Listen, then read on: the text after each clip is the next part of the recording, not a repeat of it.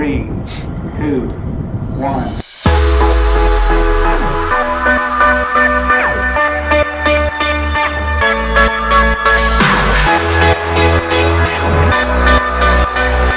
Hello everybody and welcome to Tonight in STEM.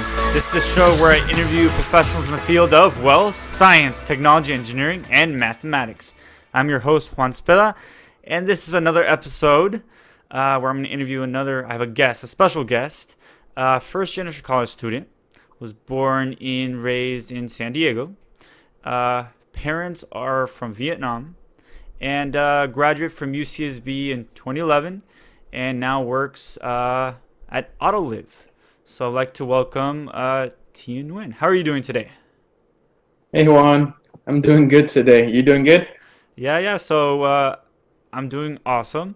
We're recording this on Labor Day, so thank you for coming in on a Monday, a non-work No day, problem. to actually interview. No problem. Thank you. So we'll get started. And with the classic question again, how did you get started in STEM, science, technology, engineering, and mathematics? STEM for me started, I guess, when I was in about sixth grade or so. I got very interested into doing architecture. My dad was known for working in the landscaping business, and at that time, I was doing a lot of um, heavy labor with him at his customers' properties, and really liked the way the houses look. Got really interested how designing it, how it works, the way the structure is, and how unique you can get with it. And then as I got into high school, I started to join the first high school robotics team. Okay. First year, all new, fresh, didn't know anything, saw robots, thought, hey, look at that, kind of like BattleBots. Got really interested in trying it out. Unfortunately, first isn't like BattleBots. The key is not to rip and destroy other bots. It was more of geared towards inspiring students into STEM field related careers. And You so, mentioned BattleBots. yeah, So for yeah. people who don't know what BattleBots are, what are BattleBots? BattleBots, I guess if you want to sum it up, it's really just robots beating the crap out of each other. I don't know if that's appropriate to say, but yeah, it pretty much is. It's more of how engineers or anybody in general creatively design a robot to take out and The opposing robot. destroy, dismantle, turn off, however you So, want to say so it, you another watched this robot. show as a kid, as a little kid, or Yeah, others would watch wrestling. I would watch robots with chains and saws. I mean, I was still a good kid. Chains and saws were quite normal, especially when you're going metal against metal. yeah. So actually, BattleBots actually came out, I think, this year with they kind of Oh, revamped the show. Have you seen that? yeah, yeah. I saw a couple of my college friends went on to the show. I forgot their names, but awkward group. It used to be everybody in regular checkered pattern shirts and glasses and the typical engineer type look. Now everybody's in weird neon tights and colored clothes to Really? kind of make it all flashy. So yeah, Wow. he was on there. He played a dirty move. He had a net that took out one of the robots that had spinning blades, Oh and wow. it did disqualify him, but it was quite interesting. So yeah, a couple of my friends went on to the show. Okay, Yeah, awesome. So, you mentioned you were part of the high school robotic team. You yeah, gave me a link here. Um, you're part of Team 812. Can you explain that, how the robotics is at high school level?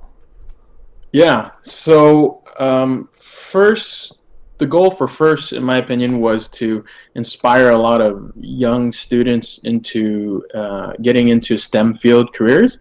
And so, as you can tell, first is more geared towards engineering and definitely technology base. So they assign every high school team number, and they give you, I think, a 6 to 8 week challenge to build a robot based on the challenge of that year. Um, And so each challenge could be related to what's going on in the society right now, or something that needs to be fixed, like, say global warming, energy issues, say disability issues, or just in general how to improve the world. And they take that idea and they kind of they fabricate it into a real life competition for the high school students. And then the high school students would work with local engineers, local colleges, local engineering industries and companies, and try to build a robot specifically for that competition. And it allows the students to kind of think in a different way, rather than saying, hey, look, here's 1 + 1, 2 + 2. Correct. You're actually taking that 1 + 1 and applying it to a real robot and seeing the true problem. Say you build a robot, in MATLAB or in a CADing tool, right? You'll say, okay, well, yeah, that looks perfectly fine. But when you apply it, you'll say, oh, there's all these other problems that I didn't run into, I didn't think about. And that really kind of gave me the feeling of, wow, that's pretty cool. You don't really see this at school. You usually see paper, pencil, and maybe a video about it. But you don't get to get your hands-on really helped you take it to a new level. Yeah. So, do you remember your challenges when you were part of this team, the 812 team? Yeah. At that time, I was very shy. Didn't really talk much. Barely, somebody looked at me, I was more likely to look down and walk away. Whoa. Yeah, you're not like that anymore. No, not exactly. So they made a very big impact. Besides the technical side, they wanted you to express yourself and be able to communicate freely and confidently. So at these competitions, a challenge for me was my mentor, Rob Maneri.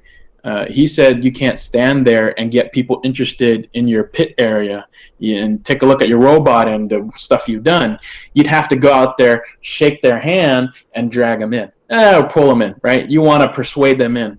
And that first handshake was quite important. It kind of defined who I was, what I'm here for, and what I can do, right? And from that point on, every person that I talked to gave me that, I guess it helped increase my social skills and being able to communicate to others. And that made a big difference on me. On the technical side, I was able to do a lot more drivetrain work.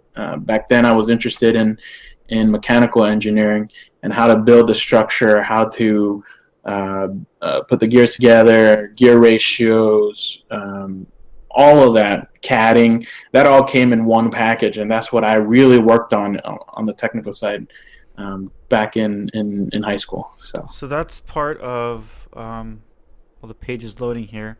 You sent me a link of your part. You helped, was it University of San Diego you partnered up with? Right. So the high school I went to was called the Preuss School, UCSD. Okay. It was basically a public charter for, I don't know if it's still for low-income students, but it was kind of like a charter. You'd still have to apply and get into the school, right? So it was sponsored by UCSD. And aside from being on the campus, we were really involved with the engineering departments at UCSD. One of the departments was working on artificial intelligence, and they were working on this robot called Ruby. I don't know what the exact acronym for Ruby is, but they were purely working on programming the robot to recognize faces, to respond and act. And then there was also an electrical team that had the whole setup for the robot. But from the belly down on the robot, there was nothing. There was no drivetrain system. There was nothing to drive the robot. There was no walking. So the most simplistic thing they thought they can do was hire a bunch of drivetrain guys, some mechanical guys to make a drive system for the robot, or take the team that they're already mentoring and build a drivetrain system for them.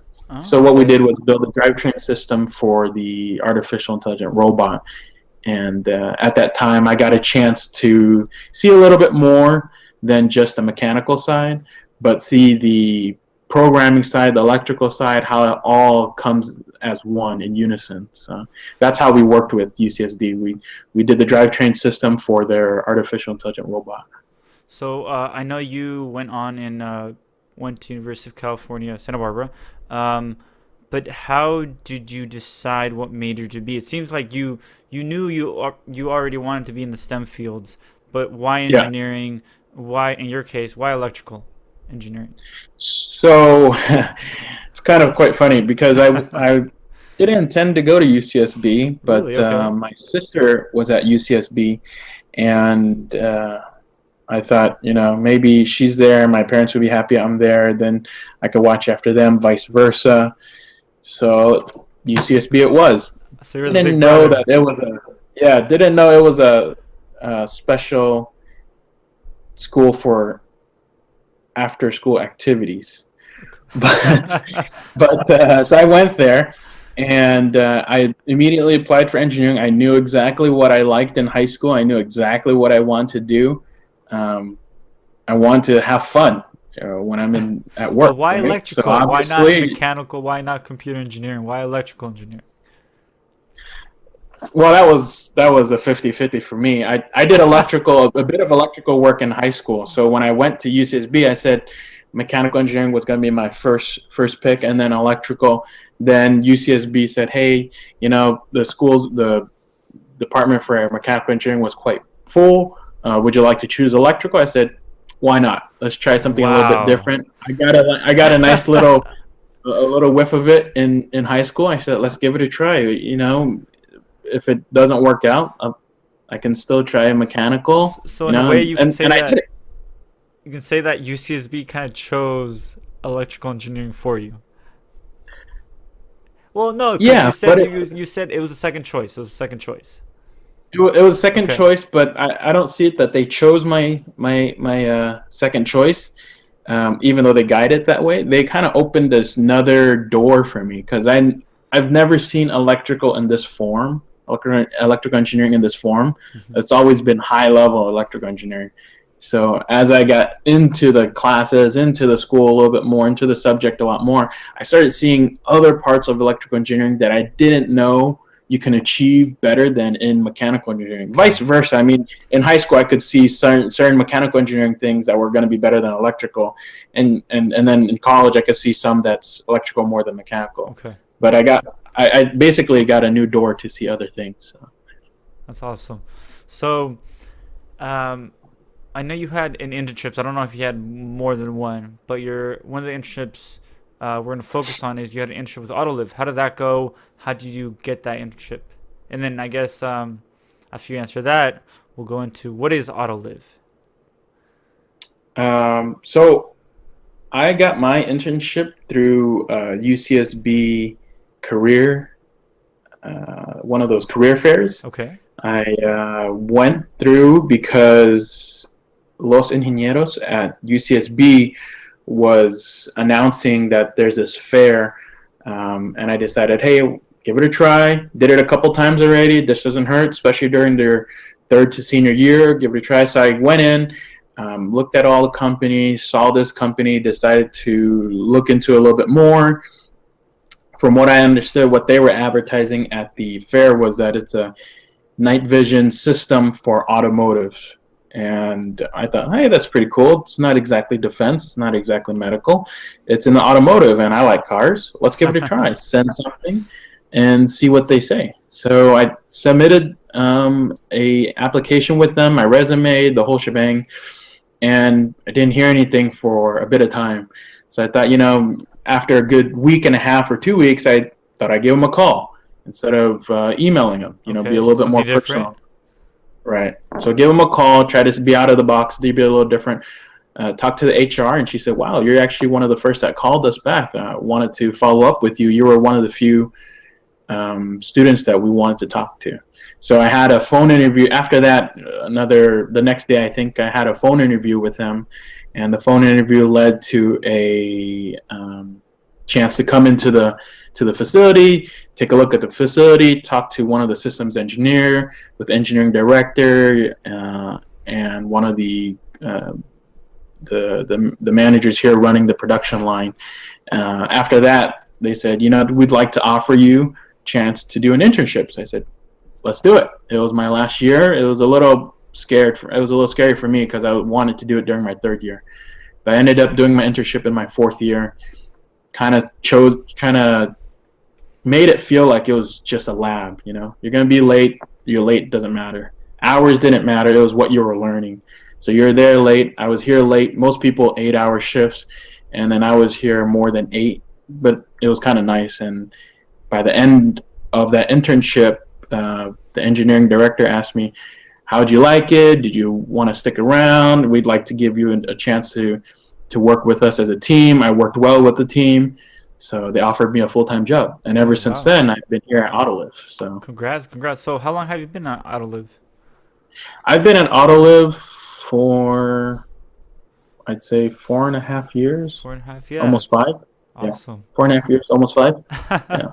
That's awesome. So, when they got you as an intern, can you talk a little bit more about the interview process? Was it very technical? Was it human resource focused? How was it? How was that process?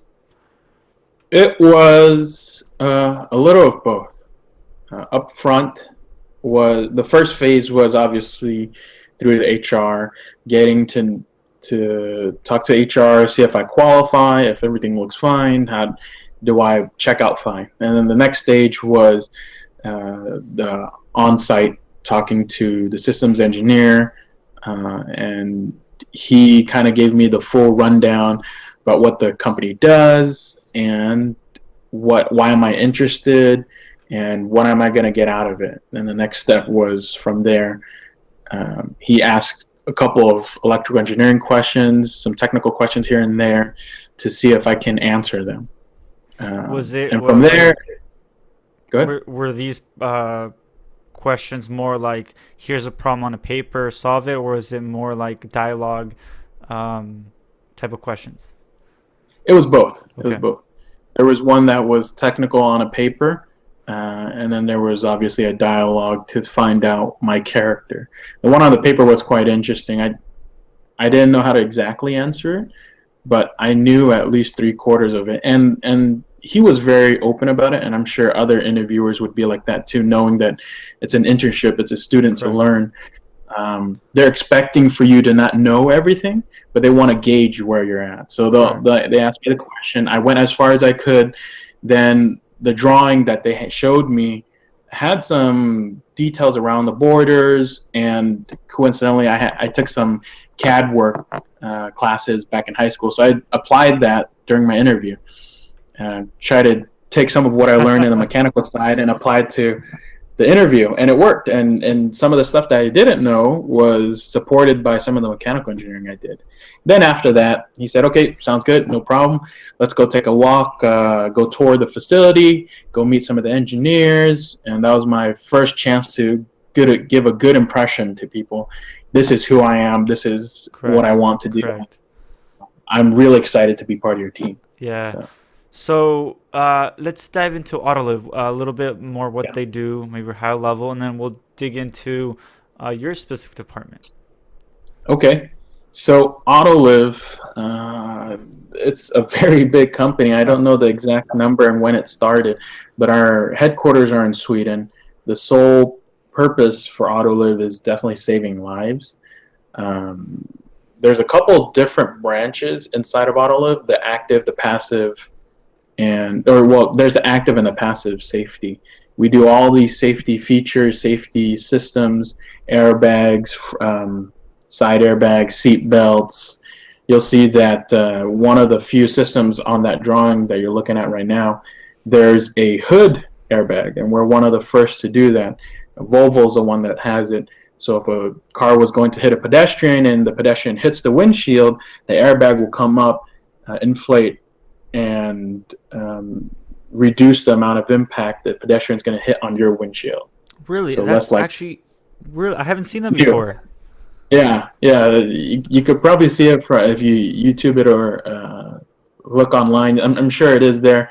It's definitely implemented, and it's in cars nowadays. And I believe Volvo's the main customer that has that. But Okay, wow. don't Now I feel safer getting hit by a car, right? Yeah, just make sure if you get hit, just get hit by a Volvo. I mean, that's not hard. Wow. Okay. So our department here at in Santa Barbara and Goleta, we work on the night vision system. As you can tell, night vision system is kind of usually known for being in defense and mostly in military applications. I think that's where it was developed first, right?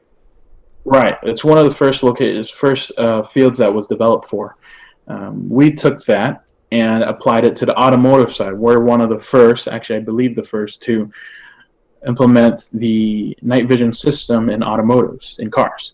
And some of the customers that currently carry our system are like Mercedes, Audi, BMW. They'll have these systems. And the sole purpose for the system is to detect humans or pedestrians and animals in a very far distance at night, even during daytime sometimes, but mostly at night. The purpose is at night. Some of that video you'll see there, it's detecting deers. They'll see deers at night. In California, you won't see it as often because in California, we almost have light poles every block, right? Yeah. But in the Midwest and Europe, on the East Coast, you'll see that sometimes you won't get lights for a long period of time. It'll be pitch black. You can get a deer running out at you. You can have a pedestrian around a corner, around a bend, and you'll hit them before you even know it. So the system's purpose is to help the driver know that there's something that's going to be coming up, or there's something that you should be aware of before you get Correct. there. And the system can see as at least like a football field away. So it's pretty far. I know detect as that far. Now, we're always talking about the automotive, the autonomous driving, right? Exactly. This all can apply towards autonomous driving. Imagine if you're on the road, you're going for a jog at night, you have a dog with you, and you're going around a bend. Obviously, I'm making it very detailed. Yeah. But the car goes around and it can hit you. But with autonomous driving, obviously, you're gonna expect the car to avoid hitting that person. Even if you're driving, you're gonna sit back and relax, right? But you still don't know if somebody's going to be there. Until somebody comes by and hits you, you're going to realize it's already too late. With this system, as long as it's integrated with autonomous driving, you can get the car to stop before it hits that person, before it hits even a human or an animal, right? So it's all geared towards the future with autonomous driving. Yeah, and right now, like you mentioned, this technology is more on the high-end vehicles, your Mercedes, your BMW. Right. You don't see them in your low-end kind of I don't want to say any names because it seems like kind of bad, but no, that's perfectly fine. You like call a Chevy them or Ford, like you don't see them in those kind of cars yet.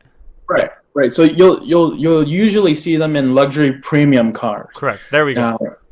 And you won't see them in economy cars just because of the market that we're in right now with the technology we have now. Obviously, kind of like TVs, right? You'd have this huge plasma TV and you go, oh man, I am the guy that everybody's going to want to watch a Super Bowl at, right?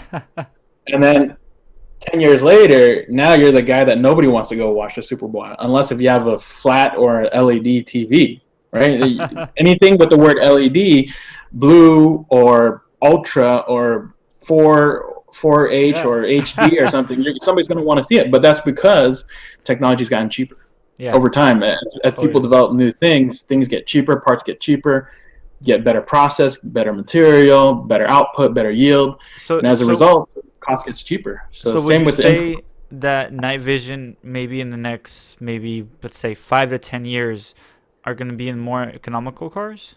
Do you see that? Do you see that as a possibility? I can't say yes or no, confirm or deny. but in my opinion, yeah, I can see it coming. Maybe within the next 10 years or so, you'd see a car that even you and I could buy. And correct. What's not to say it might happen in a couple of years. Who Yeah. knows? It depends. It depends how the market goes for technology. If it's cheaper, you can get more out, and then more obviously equals less for the end product, and product like you and I for economy cars. Yeah. So actually right now it's definitely premium, but Yeah. it could go in economy cars one day. So now I actually want to step into, excuse me, your first project at Autoliv. Um, that transition, because I know when you, I guess the project I'm talking about is Noptic. I know they put you as leader there, and you were also an engineer trying to juggle these tasks. Can you talk about the Noptic project at Autoliv?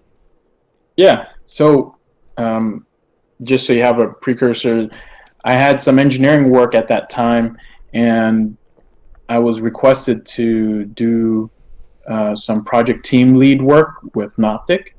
And Noptic is basically an infrared system on top of a spotlight. Noptic stands for Nighttime Optical Thermal Imaging Camera. And so those spotlights that are on the police units, you'll see a couple of them have a shape, kind of like a block shape right above the spotlight. Oh, that's what that is. Yeah, that's an infrared camera. So say if you decide you want to go run in the bushes, I'm assuming you're a suspect. You're running inside bushes, you're Not a thief running or anything, somewhere right? there, right? You're trying to avoid the cops for some reason. Took somebody's money or at a STEM Tonight show or whatever it is. They wanted to come look for you, right? They're not going to just flash a light and go look for you. Now they have this system that can pick you up at night. They can even do a surveillance, drive by, see that you're there, decide that they want to record you. They could even do that. They don't have to shine the light on you. They can park their car, point the spotlight at you, and you wouldn't even know the spotlight's pointing at you until the fact that you're dead center on their system. Then they turn on the spotlight. Now you're on the Tonight Show. Wow. Yeah, So so I'm actually showing a that's video right stuff. now Yep. of, You might get a little bit of flash in there, but that's probably because of the video. yeah, but I just saw it right now. There we go. Where, let's jump to a good one. Yeah, right now they're arriving at a hospital, looking around. And then in the upper images, there's nobody there, but with the thermal, it's like, oh, he's right there. Right. Yeah, that's awesome.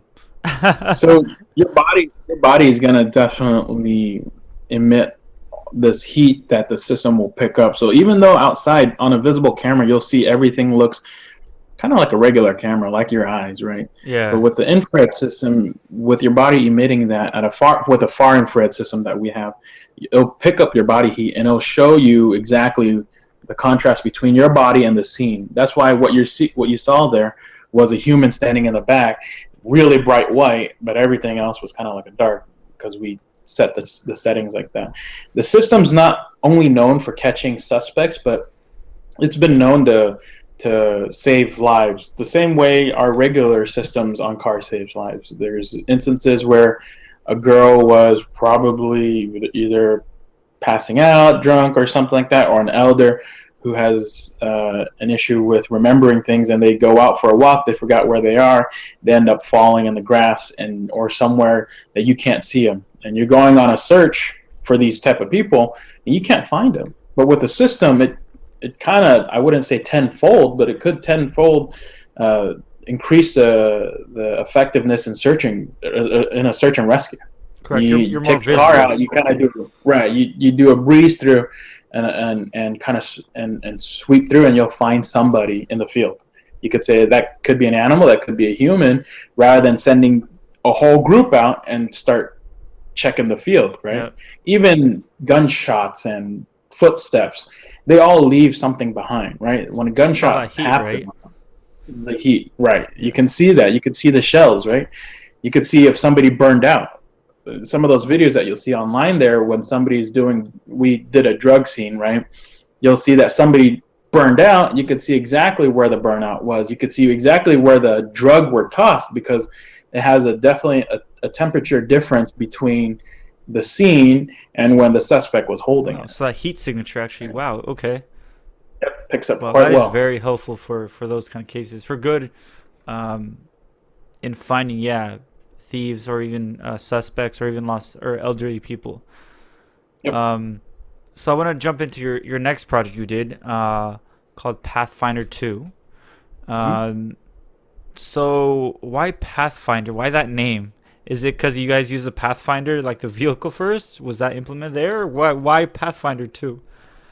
So Pathfinder is a product owned and developed by FLIR, our customer and supplier for infrared systems. Okay. You've known FLIR. You've probably seen FLIR from time to time. They're a Yep. very popular group. You'll see them in a lot of movies nowadays.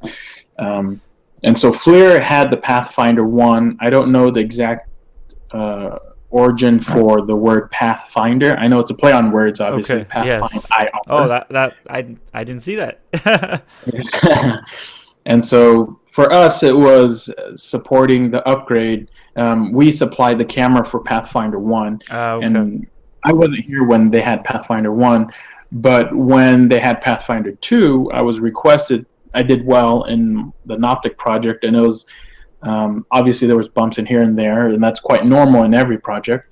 And it was a nice stepping stone to the next project. So I started working on Pathfinder 2. And Pathfinder 2 is quite similar to our NV3 or night vision systems in general on automotives. Our night vision systems on automotive cars are strictly for OEMs. You cannot buy it as an aftermarket. That one you have to order through the factory and then have it installed. Versus Pathfinder 2 counts as an aftermarket system. You can say you and I have an economy car, but we can spend a little bit on having a night vision system, but you can't buy a Mercedes, you can't buy an Audi BMW. That's perfectly fine. FLIR will sell you a Pathfinder 2, which is near identical to our NV3 system. You'll get the pedestrian animal detection. You'll just need to mount it and find a way to mount it on your own. Correct. Okay. And yeah, we see like usually they've been located in the grill or underneath the grill, the air vents usually of cars. So that's a perfect location there. So how long were you on this project? Were you a systems engineer at this point when you had the Pathfinder project? I was doing some engineering work here and there. The system was already done as a whole. It was just a matter of trying to integrate it with their final product called Pathfinder 2. So I did more project management work there than doing systems work. Okay. I know personally when I graduated, I didn't know what a systems engineer was. I knew your classic electrical, mechanical, computer science kind of positions, but I didn't know what a systems engineer did. Can you explain that? Yeah. Sorry for anybody who else did some systems engineering or has knowledge of it. But from my point of view, systems engineering kind of like the overview of a system, right? You have circuit level engineers, you have quality engineers, and each of them have a role. The systems engineer kind of overlooks the systems as a whole. They'll know definitely small details here and there based on experience, but their role is to ensure that each component within the system works as expected. Say they might know a little bit of mechanical, they might know a little bit of programming, they might know a little bit of electrical, but they know the general idea of how each of those kind of sew together to make one whole system. Think of the system engineer as kind of like the glue for all the guys together. I wouldn't say he's the guy that watches everybody. Usually that's how it's pictured, but I see it as the guy who glues each component, each field together. Kind of interfaces. He's the one that, right? He's kind of the interface. I'm in no shape or form an experienced systems engineer, but during my internship, I got a chance to work with each guy in a team, each lady in the team, and that gave me a chance to kind of get a brief summary of systems engineering, and it caught my eye, and so that's how I saw systems engineering, and that's how I got into it too. So yeah. So where do you see yourself kind of going in the next couple of years? You went from more engineering work more, I guess, technical, low-level circuits to now Right. systems engineer. Do you want to stay systems engineer manager? Where do you see yourself going? Well, I was lucky enough to get a chance to do some project management work, and I'd still like to definitely do project management work, but not lose my technical side. I'll still be geared towards more management and still have my technical with me, and not in a way that say, "Hey, look, I did this before." No, literally being active, doing some of the work as I do now.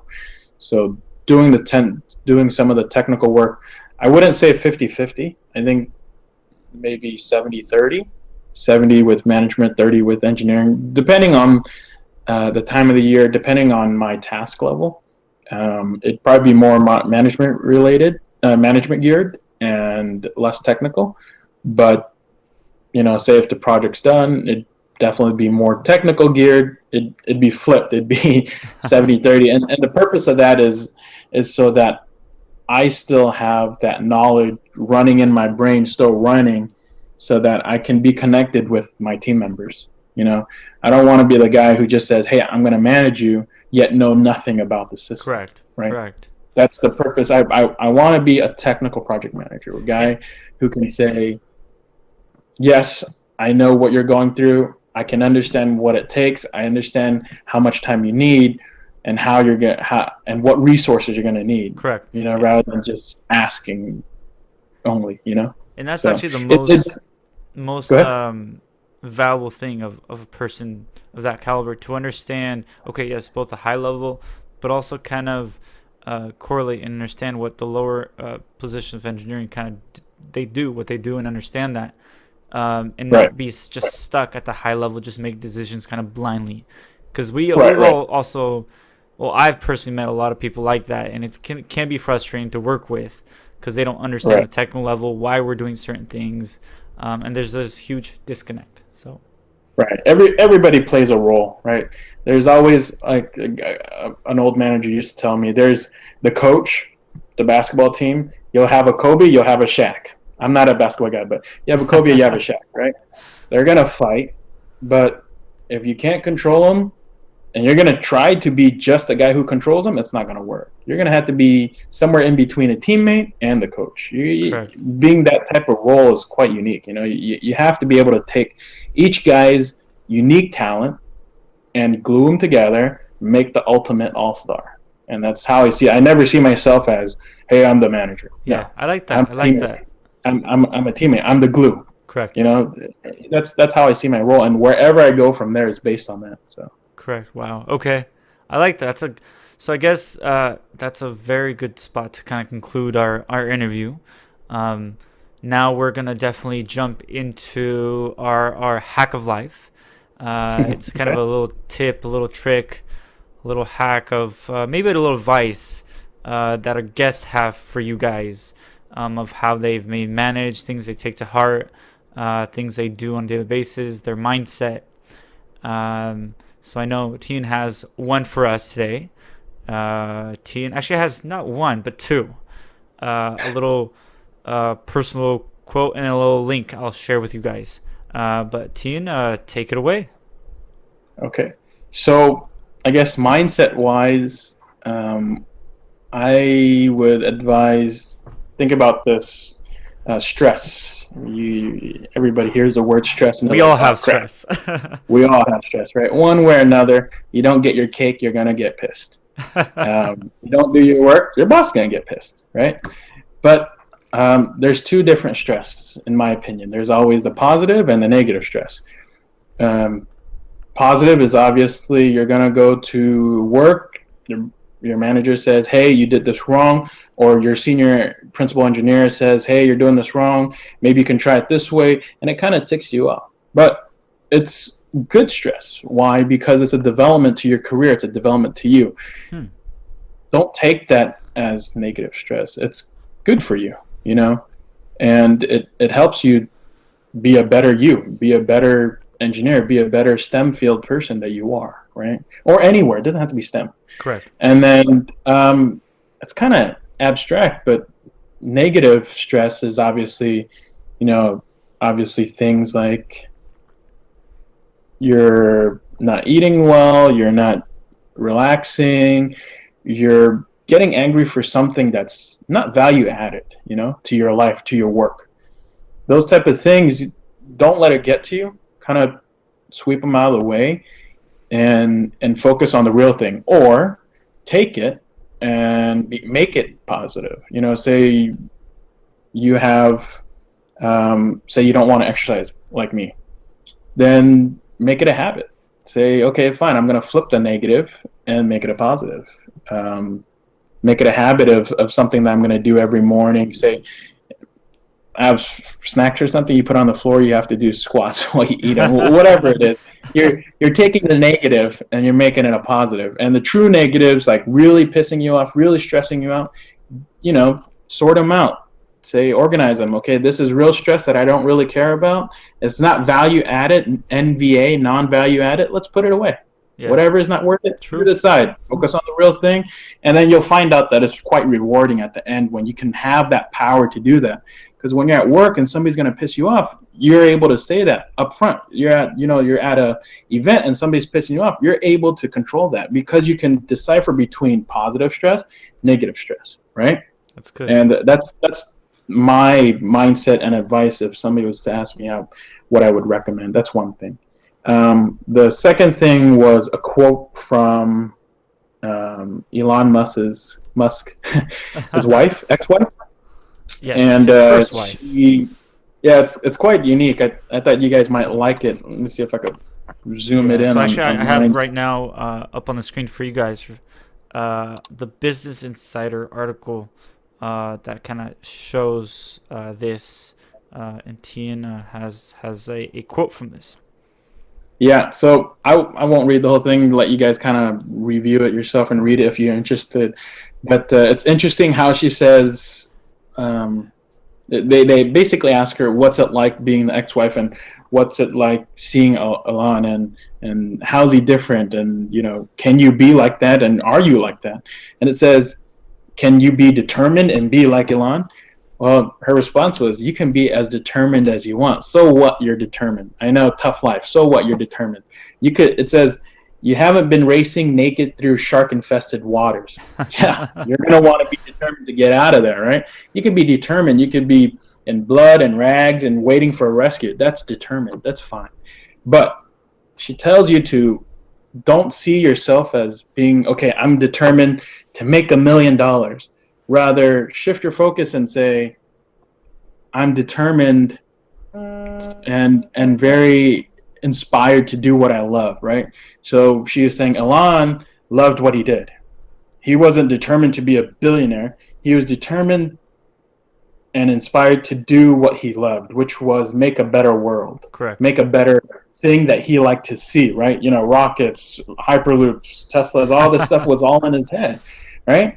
And he said, okay, great. I'm inspired. What do? I'm going to go take the engineering side. I'm going to take the business side, and I'm going to be inspired by both. I take ideas here, and I take ideas here, and make idea babies. Yeah, I can't say the words, but when you read it, you guys will know. Taking idea here, and making idea babies.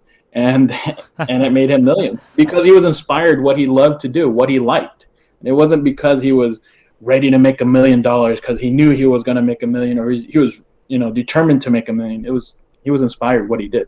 So my advice based on this is be inspired by what you do, enjoy what you do, whether it's STEM or not STEM. Love it. Yeah, that's you're going to learn it. You're going to enjoy it when you work later on. And I like how it starts. Shift your focus away from what you want, and instead kind of focus on what you're actually good at, what actually kind of motivates you. Right. Not the $1 million, but right. Eventually, if $1 million comes, it comes. It comes. Right? Make it abstract. If it's not $1 million, but it's 1,000,000 times being happy, 1,000,000,000 times being happy. That's fine. You're gonna enjoy it. You're gonna enjoy what you do. And if you enjoy it and it turns out really well, maybe you'll be a billionaire, and then you can share with Juan and myself. So Thien, just promise me something. When you become a millionaire, just remember the little guys. I'm right here. Oh, don't worry. If I do, I'm gonna have you guys help fund me. All right, Tina, thank you for that. So I'm gonna present my hack of life. My hack of life is a little bit different, a little widget. So I actually ran into this. I need a little timer. I couldn't access my phone. I was using the computer, and I found this website called timer-tab.com. And that's what it is, honestly. A tab with a timer built into it. So you can be browsing another website. You have a little tab with a timer. So I've used this in the past. So basically, I'm at the website right now. I can set it for 5 seconds. So I have hours, minutes, and seconds, and then I can start the countdown. But under the settings, also you can have a YouTube alarm. Put the URL of the YouTube video that I want to play after it counts down. Have a little background image and things like that. So basically that was us. So I hit start countdown, and if I navigate to another tab, it's over here on the side. It's counting down. So just like that, it counts down. Let's see, and that's it. That's my hack of life. And hopefully you guys find it useful. So again, it's timer-tab.com. I'm trying to see what happened over here because I think we lost Thien. I think we did. So I'll have to thank him later for coming on tonight in STEM and for giving us time on Labor Day weekend. But for you guys, thank you for watching another episode of Tonight in STEM. Please share with everybody this episode with your classmates, with your clubs, organizations. Really spread STEM out there. Really try to motivate other people. So we have Thien back online. So first, before I close the show, thank you, Thien, for coming on, for sharing your story, your wisdom, your experience. It's been a pleasure. No problem. It was a pleasure talking to you. It was quite fun. I was really nervous when I started to talk, but actually everything turned out pretty well. It was good. No, Thank you're you. good. So you're not that shy person anymore. Nope. Oh, you guys are always welcome. Come shake my hand, and I'll help you guys out anytime. So is there I'm starting to do this now. Is there any maybe website or Twitter handle or anything you would like to share? People want to contact you. It's optional. Actually, you can share my email. It's preferred to meet at the ship events. That way I get a chance to do a one-on-one. So Okay. just kind of keep a lookout for the ship events, and at that time I'll get a chance to meet you in person before I randomly hand out information. No, we'll do this. I think it's a better idea. If you email tonightInSTEM@gmail.com, tonightInSTEM@gmail.com, and if you want to maybe talk to Tia and ask him a few questions, I can be the middleman there. That way, Okay. I think that works a little perfectly bit better. So again, tonightInSTEM@gmail.com. So again, thank you, Tia, for your time. I think it's that time to end this show.